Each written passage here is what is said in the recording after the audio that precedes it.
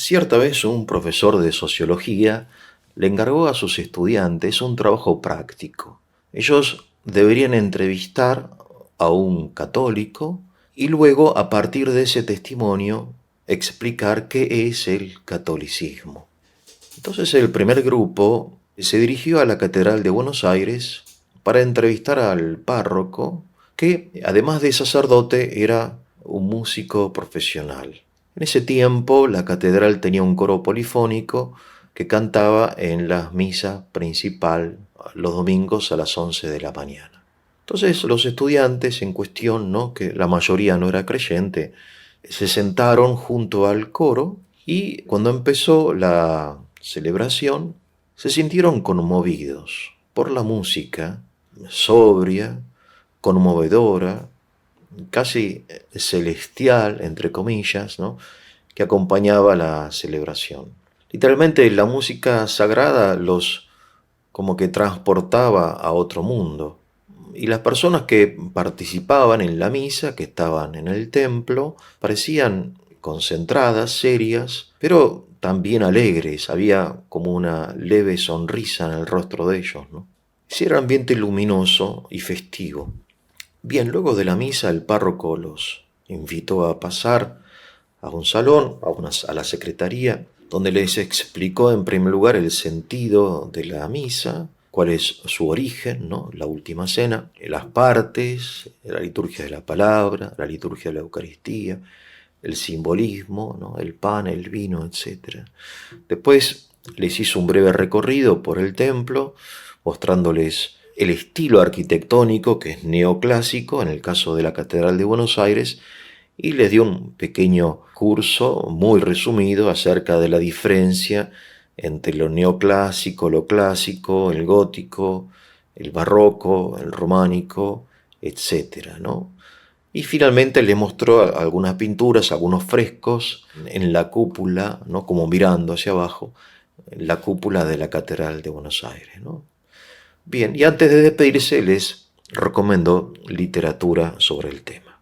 El segundo grupo, el mismo día, se dirigió a la Villa 1114, que es un barrio muy pobre, donde la gente vive en condiciones muy insalubres, a entrevistar al párroco, ¿no?, al cura en el templo, que más que un templo era una habitación, era una especie de habitación blanqueada con pintura lacal, sin ningún tipo de adorno, con una mesita que hacía de altar y una cruz muy sencilla.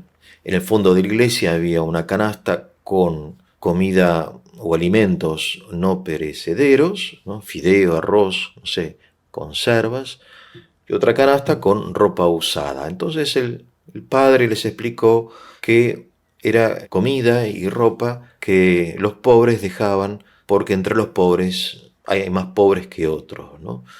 Pero bueno, que el problema principal de la villa era la droga, por eso que junto con otras personas se estaba organizando un centro de rehabilitación, etcétera, ¿no? En fin, se lo veía un poco agobiado, quizá agotado, ¿no?, por el trabajo, pero siempre contento, siempre sonriendo, ¿no? Finalmente él se excusó: me tengo que ir, tengo que llevar remedios a un enfermo, hasta luego, hasta luego.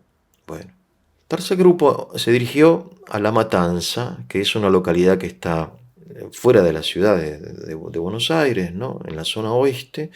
Dentro de La Matanza hay una localidad llamada Virrey del Pino, y en esa localidad hay un monasterio de carmelitas descalzas.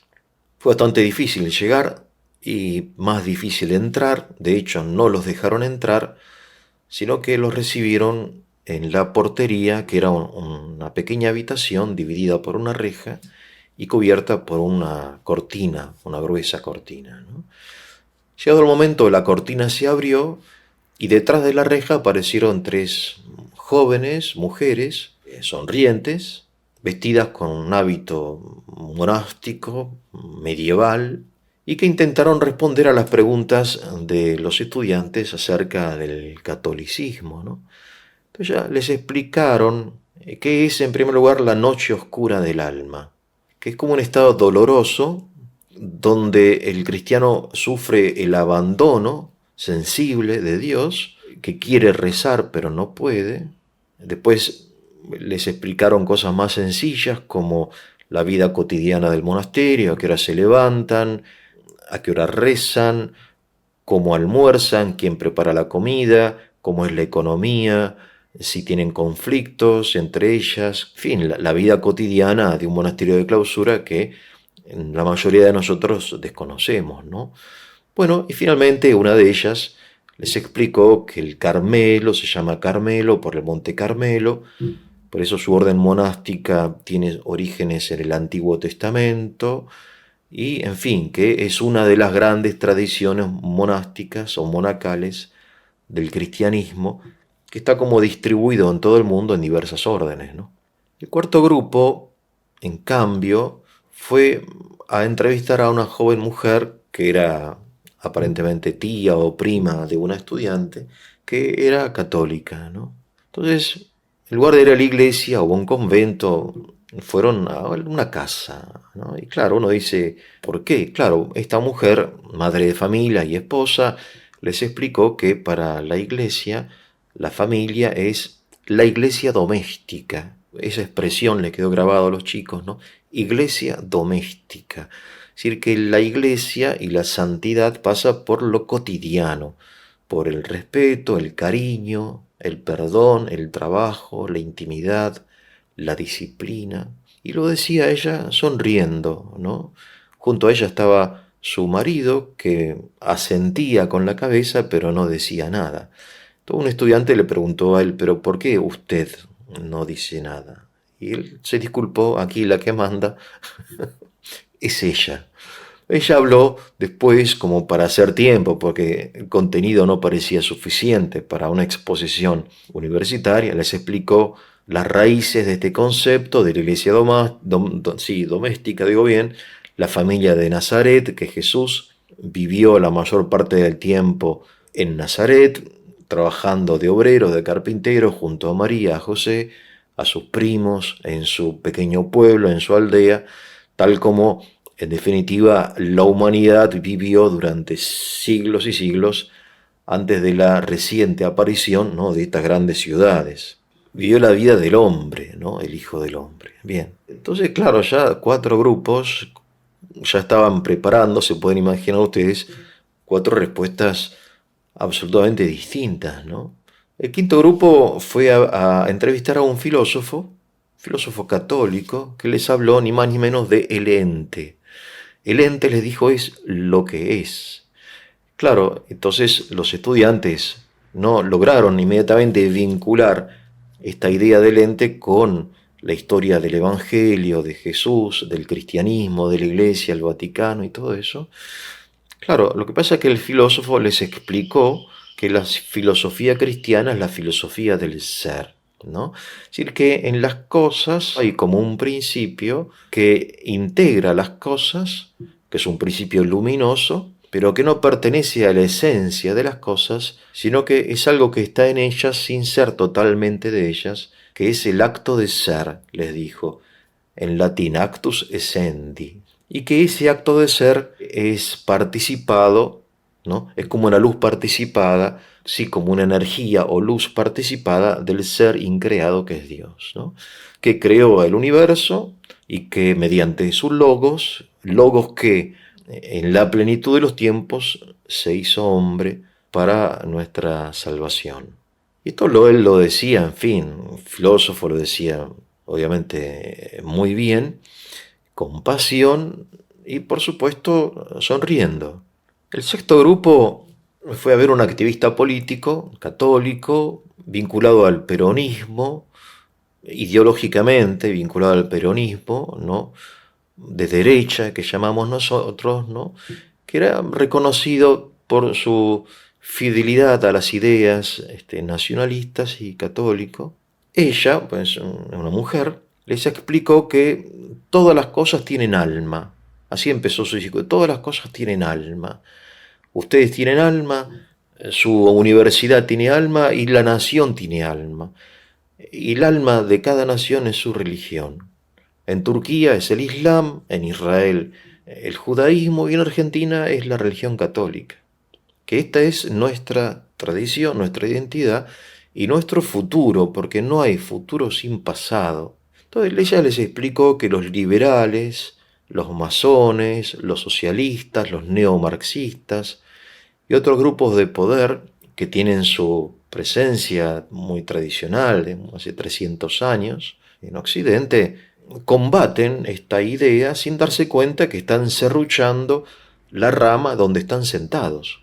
Porque sin religión no hay ética, y sin ética no hay orden jurídico, no hay orden, hay caos.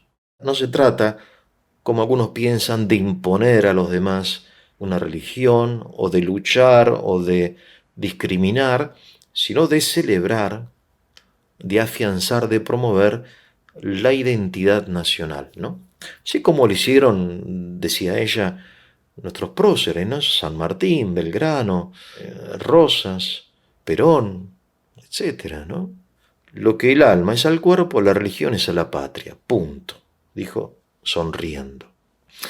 Bueno, y así, la hago corta, otros estudiantes, ¿no? Fueron a entrevistar, no sé, a un cura que era profesor de física en la Universidad de Tucumán, al capellán, perdón, del penal de Ezeiza, a las hermanas de la Madre Teresa de Calcuta, a los monjes bizantinos de Pigüé, al presidente del Partido Demócrata Cristiano, que estaba peleado con la católica nacionalista, al presidente de la Sociedad de Abogados Católicos y, en fin, y a otros representantes del catolicismo actual. Y entonces, cuando llegó el día de la ponencia, ¿no? Donde cada representante, cada grupo debía en 3 minutos resumir qué es el catolicismo, responder a esa pregunta, se armó, por decir, un caos absoluto, ¿no? Claro, porque al final de cada clase, cada uno de los 10 representantes había dicho algo totalmente distinto, ¿no? Entonces, el profesor hizo un silencio, silencio sepulcral. Los chicos pensaron que estábamos en el horno, pero el profesor, que era una persona justa, entendió que habían hecho lo posible, que habían hecho un buen trabajo, que se habían esforzado. Entonces les preguntó, ¿no? Como para darle una oportunidad. Bueno, muy bien, pero ¿hay algo en común que vincule estas experiencias tan diversas, ¿no? Como el Carmelo Descalzo, la Villa 1114, la Catedral de Buenos Aires, la política nacionalista o democristiana? Claro, entonces los chicos no encontraban nada en común, no es fácil no encontrar el común en toda esta diversidad, hasta que una levantó la mano y dijo: sí, hay algo en común. ¿Qué?, preguntó el profesor. Que todos estaban sonriendo, dijo ella, también sonriendo. Que tengan un muy buen día.